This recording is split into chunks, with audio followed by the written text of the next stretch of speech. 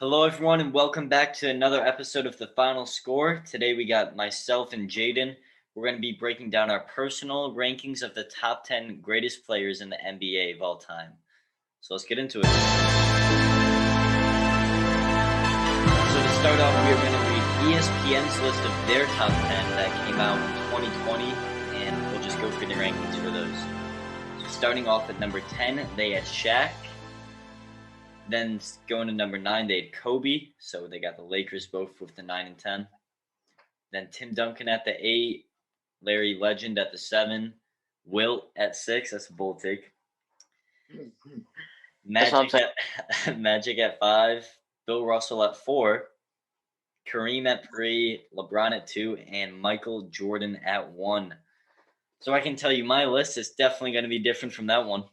Yep, so is mine. It's going to be much different.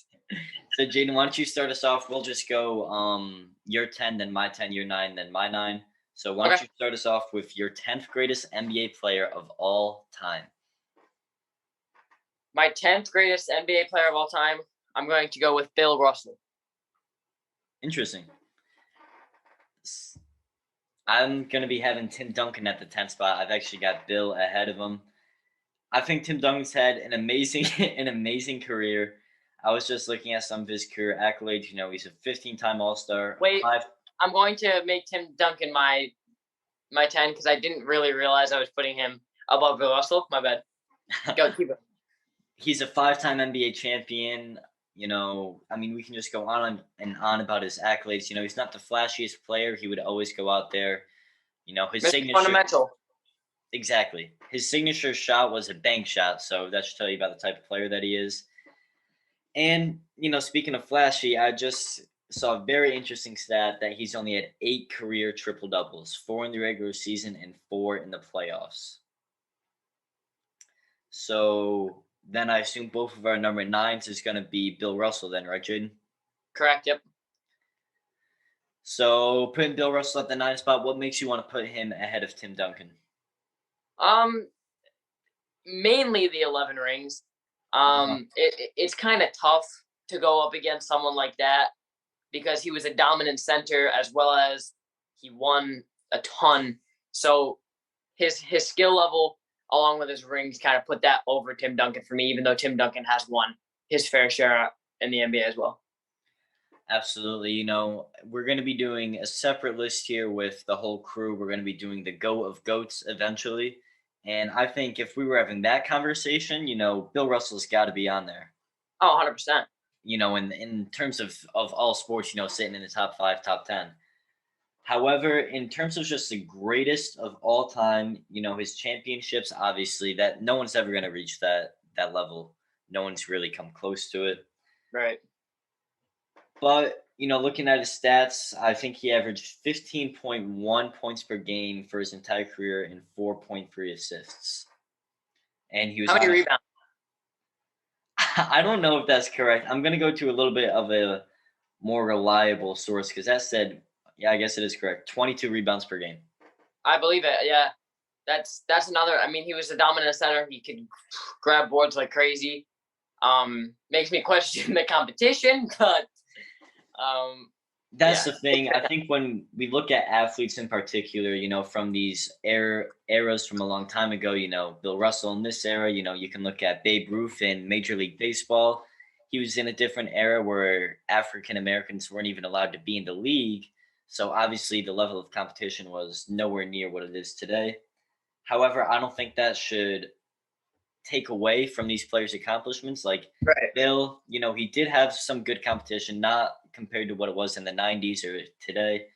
But, you know, he was just completely dominant, 22 rebounds per game. No one's going to come to that again. So he's definitely top 10 all time. That's why I got him sitting at my 9. One thing I want to just quickly mention is an honorable mention that I will not be having in my list, and that is Wilt Chamberlain. Yeah, we should have gotten to that. So I just want to say before, Wilt Chamberlain was he's definitely right around there, and some put him 4, some put him 2, some put him 10, but I'm going to leave him at right around 11 to 12 just because of the competition he went up against. Yeah, and after we go through our personal top tens, we'll go back and we'll take a look at some players that just missed a cut for us. But I agree with you, Jaden. I'm putting Wilt right below there.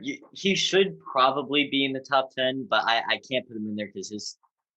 I mean, I know we are just talking about the competition, but I'm not a huge fan of Wilt. Yeah, neither am I. No disrespect. If you would like to join the podcast, um, so moving on to that 8 spot, Jaden, who you got sitting there? I'm a huge fan of this person. Hakeem Olajuwon. That's I've my actually got the same guy right there. Yep. yeah. He's a fantastic. I mean, it wasn't. I've always thought it's pretty close on him and Shaq.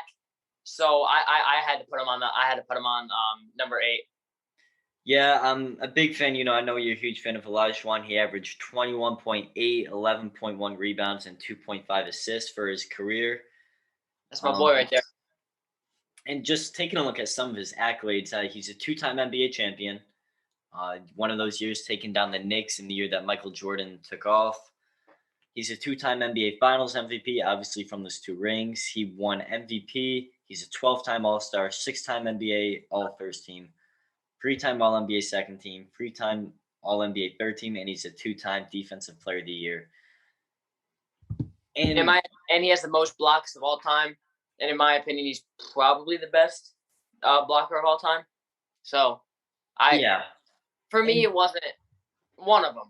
But for me, it wasn't too hard because I've always been a huge fan, and I've always thought he should definitely be in the top 10. So, and I've always thought it was close between him and Shaq, and that's why I have Shaq at my 7. And just with Hakeem, we look at all of those accolades, but ultimately, I mean, he's a center. Centers aren't supposed to be playing like that. Centers aren't supposed to be that dominant, and that's why the rare ones that we see in here, like Shaq and Wilt sitting outside of there, but Hakeem, Tim Duncan, Bill Russell, is because it's so hard to be dominant at that position now. I mean, we look at some of the best centers in the NBA. We think Jokic is a different type of dominance. He'll beat you in every way that you wouldn't imagine a center could. And then you look at Joel Embiid, and he plays a different type of dominance game, similar to Shaq, but obviously he's got that 3-point shot. So I personally am of the belief that it's very hard to dominate, at least in today's NBA, from a center. Would you agree with that, Jaden? Oh, 100%. There's very limited people that can dominate. And when you think about dominant centers in today's NBA, you can make an argument that some of them aren't even necessarily dominant. Yeah. Like, for instance, look at some of the best centers. I think Joel Embiid is a dominant player. But like people like Jokic, I wouldn't say he's necessarily dominant.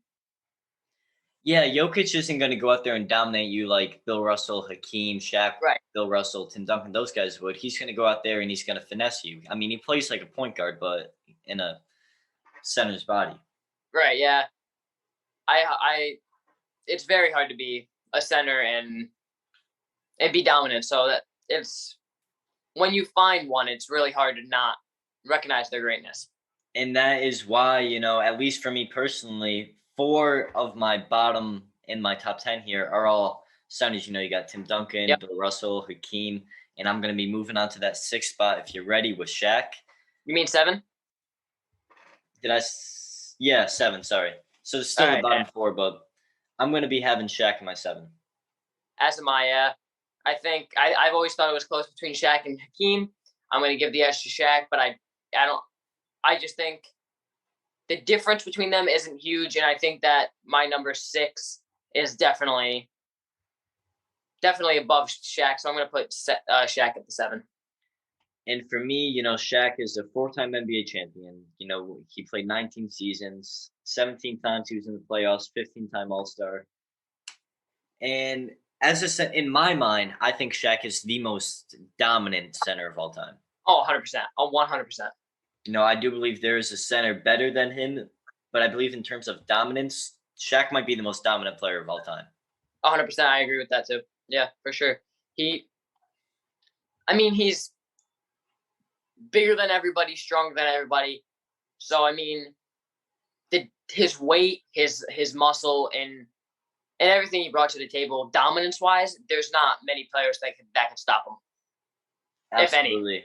I mean, he won MVP once in the regular season. He won MVP in the finals 3 times. He was 8 times on the All NBA first team. 14 total times he got selected to the All NBA teams, and he's just a completely dominant player. I mean, he led the league in points twice, and that is Unbelievable. ridiculously hard as a center. But it's weird because he actually never led the league in rebounds. Yeah, that is weird. One But thing one thing to talk about just about how great he is, I believe it was Kobe who said that he could be either better than him or the best player of all time if he put work in, but he said that his one problem was that he was lazy. So it just shows that people recognize his greatness, and people claim that he didn't even put as much work in as he should have. So yeah, it was unbelievable. it really is. I mean, I think Shaq is, like I said previously, I think he's the most dominant player of all time. And Right. just, I'm not even talking on the court. Off the court, I've heard, from watching the Ringer podcast, listening to that. Shaq's, been on Conan, I believe, before. He's a very genuine guy. From a lot of people, I've heard that Shaq is, if you meet him, he's a great guy on and off the court. So it's always Right. nice to have those type of people that kids can idolize, looking up to. And Shaq's a class A guy for that. Yep. So moving into that number 6 spot, who you got, Jaden? Number 6, I got Kobe Bean Bryant. I'm gonna be having him as well. What makes you put him right outside the top 5 instead of being right in there? Man, I used to have him at 4, but it's after watching some, whether it be documentaries or just anything like that, just knowing about players, learning as you get older, it's tough not to put him there because I love Kobe. It's really tough not to put him because you want to put him 1, but but in terms of how much I like him, but I can't put him above anybody in the top 5. He's a great player, but you know they're just it sucks.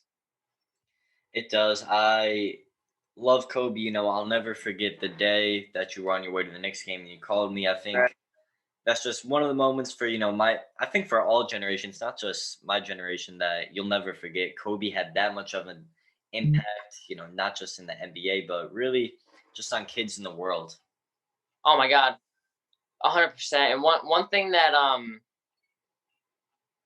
one reason that it's hard, another reason it's hard not to put him in the top 5 is because of that mentality he had. Everybody talks about the mama mentality, but that it's more than just it's more important than what people say. His mentality was the best of anybody to ever play the game. So it's hard not to put him in the top 5. Oh my God, yeah. I definitely I definitely agree. And just looking at some of his accolades throughout his career, he's no doubt, like all these guys, Hall of Famer, without question. He's an 18-time All-Star, 2-time scoring champ, 5-time NBA champion, 15-time All NBA, 12-time All Defensive Team. Obviously, he was on his All Rookie team, and a 4-time All-Star MVP. And when you look at his points in his career, he only averaged 25, 5, and 4. But when you look at his more dominant seasons, um, looking at the '05 and '06, he went back to back with 35 points per game and then 31 points per game. Right. So I think, and I believe in that '05 season is when that's probably the biggest robbery I've ever seen with an MVP. Steve Nash, I think, averaged like 15 Oh and my 10. god, don't even And mention it. I love Steve Nash. I love his game. He's one of my favorite. He's one of my favorite point guards of all time. Yeah, me too. I mean, and I'm not trying to take away at all from Steve Nash, but if you average 35 points per game, he only averaged 3 turnovers, and usually when people are controlling the ball that much, they average more. He averaged 5 rebounds. He still averaged like 5 assists too. I mean, that's ridiculous to average 35 points and still dish it like that. So that's probably the biggest robbery ever. But I 100% agree. I mean, might as well chalk that down as another MVP for his accolades because that's it's ridiculous. ridiculous. But Kobe, in my opinion, and I believe many look at this as well, is the closest thing we will ever get to see to Michael Michael Jordan, Jordan. 100%. Not And even just in terms of play style, because Kobe played like him, but in terms of mentality, Oh, in Michael my might. in my opinion, Kobe might even have a better mentality than Jordan. I think Kobe had a stronger mentality in terms of I'm going to win and I'm going to do it myself and I don't really care who you are. Michael in his career developed more of trust. Even though he didn't want to towards the end of his career, he trusted Kerr to hit that shot. He ended Right, up trusting his teammates. I mean, Kobe was always do it himself, which is admirable because he went out and he did it himself. right, But yeah. I mean, yeah, like just talking about this, it's tough to not put him in the top five because I really want to. Because just talking about him, you just think about everything he did on and off the court, what he did with even what like as he did coaching, um his daughter. It's just yeah, it's tough to put him not top five. He's like you were talking about Shaq off the court, Kobe off the court is also just a really good guy. You know what I mean? absolutely, and I believe his daughter Gianna, rest in peace to both of them. I believe she Right. would have been A fantastic an player. Yeah. unbelievable WNBA player, probably one of the best ever. So rest in peace to both of them. It's still just Killing. it really is just a terrible tragedy, and I still can't believe it happened. Yeah. And looking back with Kobe, he definitely deserves to be no doubt in the top 10. And you can easily, if you make an argument for top 5, I'm not really going to disagree with you too much because he's that close. Oh yeah, you can make. I think you can make an argument for even four, and I'll listen to it.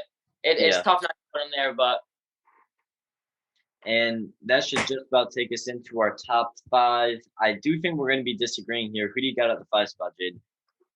I have Larry Bird. Yeah, I got Magic Johnson. I've Yeah, gone back and forth on this all the time, but I finally just, made a quick decision here and I decided to put Magic at the 5 and Bird at the 4. I've always kind of thought Magic was better than Bird, so I'm gonna put Larry at the five.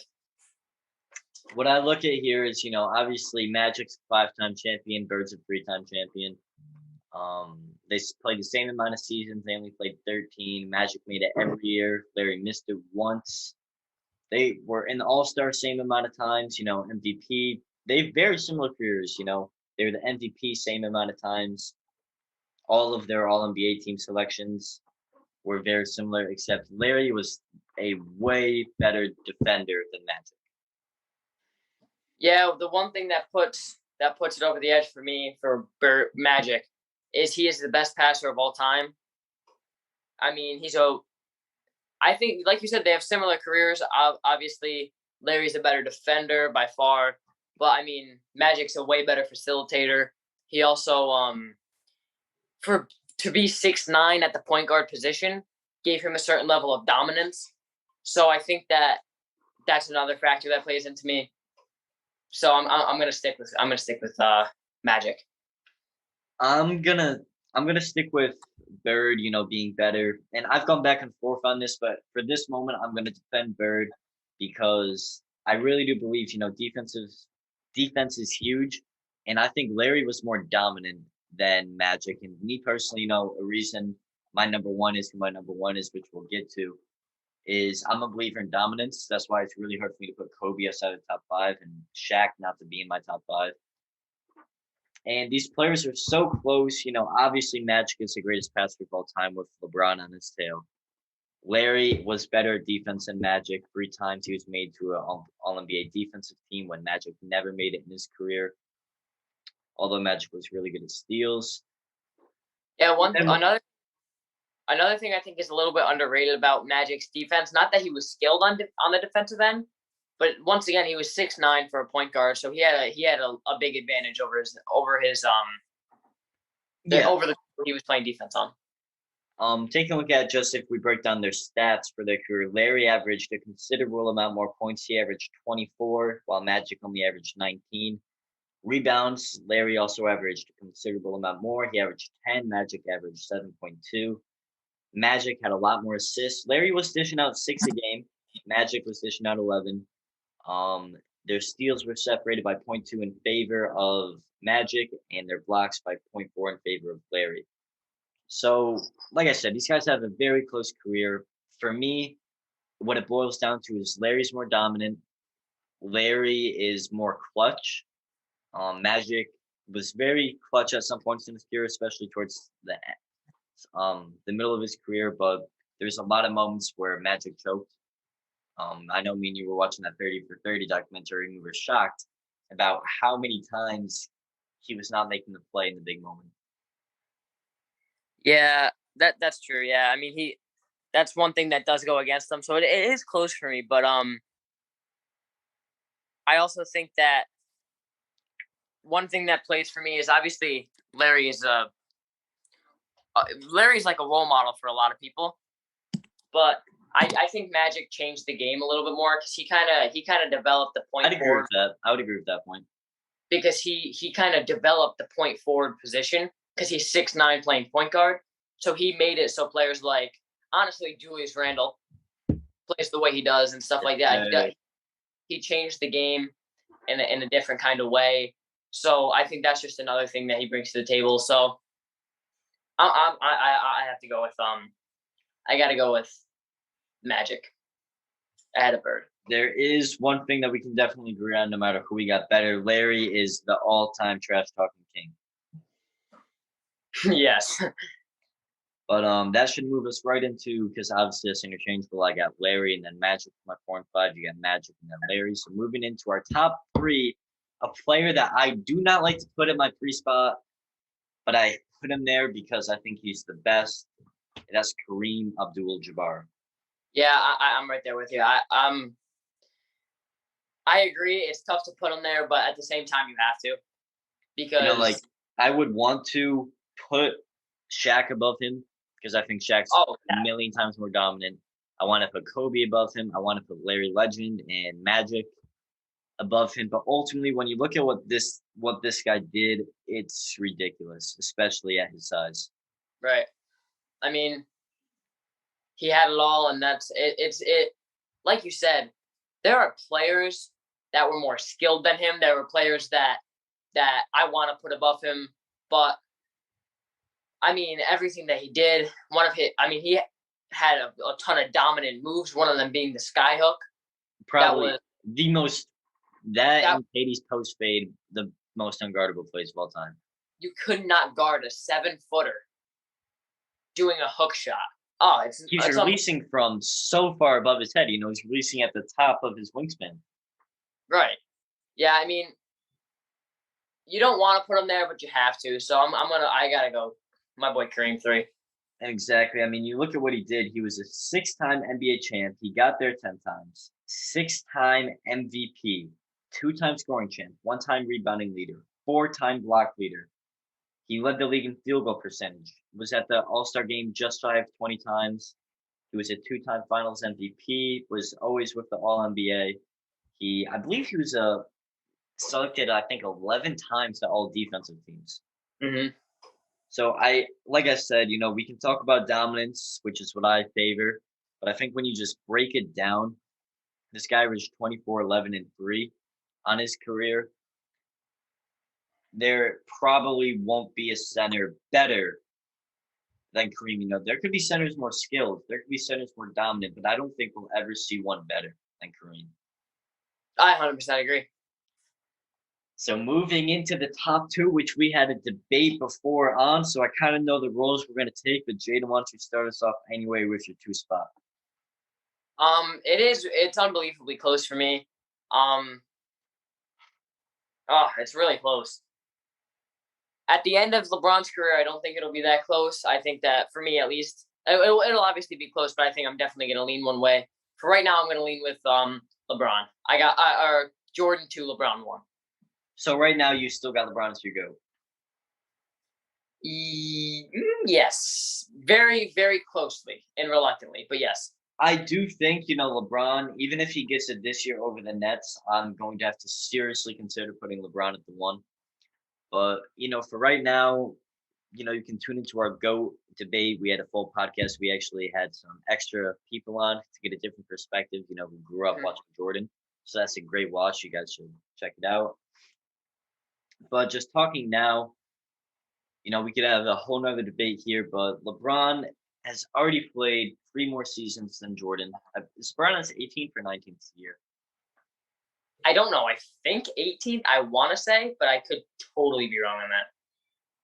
I think he's played 18 full. This could be his 19th, but then again, it's one or the other. But still, Jordan, even with those lesser seasons, has more rings. There's the argument that Jordan never lost, which is a very common argument. It's a very easy argument to make. And that's why it's always brought up, is because it's just a simple point to be made that yes, Jordan didn't get there as much. And I don't believe LeBron should be penalized because he played a superb competition, as did Jordan. But just to go there 6 times and to win 6 times, it was just a knowing that Jordan could be beat. He could be beat in the playoffs, whereas LeBron really can't as much. But in the finals, on the biggest stage where it all matters, Jordan outplays LeBron. So that's one of the biggest reasons why I have him at my one and LeBron at two. Yeah, yeah. That one thing I just want to say while I say this, I love Michael Jordan. I think he is. It's unbelievably close. I just want to say I don't want to make it seem like I'm taking anything away from Jordan. I just want to put that out there. I don't know. It's tough for me to because the that argument, it's tough to go against. You know what I mean? It's tough to say anything to. Do you know what I mean? I don't think LeBron should be penalized. I do think one one thing LeBron will never, ever, ever in his career live down that will kill him is the fact that he lost to Dirk. He had the big three and he lost to Dirk. I mean that has sorry, I'm starting here, but that is always going to affect his career. That's the only finals, in my opinion, that when he made it, he 105% should have won. There's no reason LeBron should have lost that, being the player he is. I 100% agree with that. Like I said, one thing I don't want to make it sound like I'm going against it, but I've never quite understood, I guess, the argument about how Jordan, when he made it to on the biggest stage, when he made it to the finals, he never lost. I get it, obviously, but at the same time, you're always trying to go to that biggest stage. So I don't really get it because it's still, in the sense, the biggest game of the year, and he still lost. I mean, I completely get when he's played better in the finals, but I don't really get that. Like, I think what it comes down to is yes, LeBron got there more, and obviously, it's so hard when you get there as much as LeBron to win every time. I think it's just more the argument that everything on the line, he would not be denied. And I think we saw that in the way he played. He took over games where LeBron is a little bit more trustworthy with his guys up until the end when he had to take over that 3-1 comeback.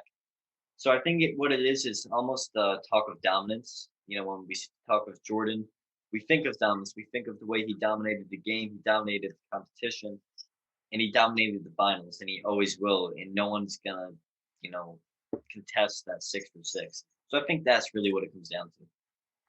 yeah, I want to just make a point because I man this okay. So I'm not denying that Jordan's a better finals player, but I don't think LeBron gets the credit he deserves in the finals because over the last three, um, I'm stuttering. My bad. Over Michael Jordan's last three finals wins, he's averaged 31 points a game, 5 rebounds, 4.2 assists on 45% from the field. And on LeBron's last three finals losses, he's averaged 35 points a game, 10 assists per game, and 11.6 rebounds on 52% from the field. So LeBron's doing, like, statistically, he's playing much better than Jordan. But his team, I mean, not saying that his teams were bad, but over his last three finals losses, he didn't necessarily have the same help. Yeah, no, I definitely think, I think if LeBron can get a couple more finals wins, even if he just gets this one, like I said, I'm going to have to give it serious consideration. But we break this down a lot better, and we break it down into 2 parts, actually. So like I said, guys, check out that podcast if you want to hear more about that. But for now, that's going to wrap up our 1 through 10. And before we wrap things up, I'm just going to go through some of the guys that just Oh, missed yep. the cut for me. A couple of those guys for me was Wilt. I know both of us, he's number 11. He changed basketball. Oh, a He million. he did. Right. Yep. He said something to Michael Jordan that one time he goes, they changed the game so you could be better. Something they changed the game for me, so I'd be worse. Something along those lines that they changed the game in favor of Michael and against Wilt. Um, I you will say know, I don't necessarily agree with that, but he has a point.